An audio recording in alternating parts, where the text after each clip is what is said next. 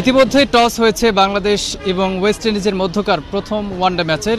Toss জিতে বোলিংয়ের সিদ্ধান্ত নিয়েছে ওয়েস্ট ইন্ডিজ, অর্থাৎ বাংলাদেশ টস হেরে আগে ব্যাটিং করবে।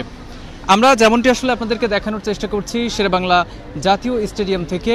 আজকে কিন্তু এই স্টেডিয়ামের আশেপাশে অর্থাৎ স্টেডিয়াম গেটে তুলনামূলক দর্শক কম, অর্থাৎ বাংলাদেশের খেলা হয় যে দর্শকগুলি আসলে হয় এর তুলনায় দর্শক কিন্তু আজকে কিছুটা কম, এবং এর জন্য আসলে বিভিন্ন দর্শক আসলে বিভিন্ন কিছু বলছেন যে সাম্প্রতিক যে ফর্ম সেই ফর্ম বিবেচনায় এবং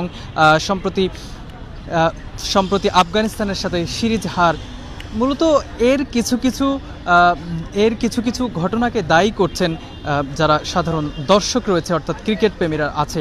তবে সবশেষ আমরা আরও কিছু জনের সাথে কথা বলেছি, তারা আসলে যেমনটি বলেছেন যে দিন শেষে বাংলাদেশের খেলা আর বাংলাদেশের ফ্যানবেজ এতটাই বড় যে এগুলো কোনো ম্যাটার করে না। বাংলাদেশ দিন শেষে বাংলাদেশের খেলা হলে অবশ্যই মাঠে দর্শক গড়াবে, তবে এখন দুপুরবেলা হওয়ায় দর্শক হয়তো বা কিছুটা কম, এমনটি অনেকেই বলেছেন। তবে বিকেল নাগাদ অর্থাৎ বিকেল গড়ানোর সাথে সাথে দর্শক বাড়বে এমনটি প্রত্যাশা করছেন কিন্তু এখানকার যারা দর্শকরা আছেন, যারা এই প্রখর রৌদ্রের মাঝেও আসলে ক্রিকেট উপভোগ করার জন্য শেরেবাংলা জাতীয় ক্রিকেট স্টেডিয়ামে এসেছেন। তো সবশেষ আমরা আরেকটি তথ্য আপনাদেরকে বলে রাখতে চাই, ম্যাচে অভিষেক হয়েছে অঙ্কনের কিন্তু আজকে অভিষেক হয়েছে, এবং একাদশে সৌম্য কিন্তু একাদশে ফিরেছেন ঋষাদের পরিবর্তে, আমরা যেমনটি আসলে দেখেছি।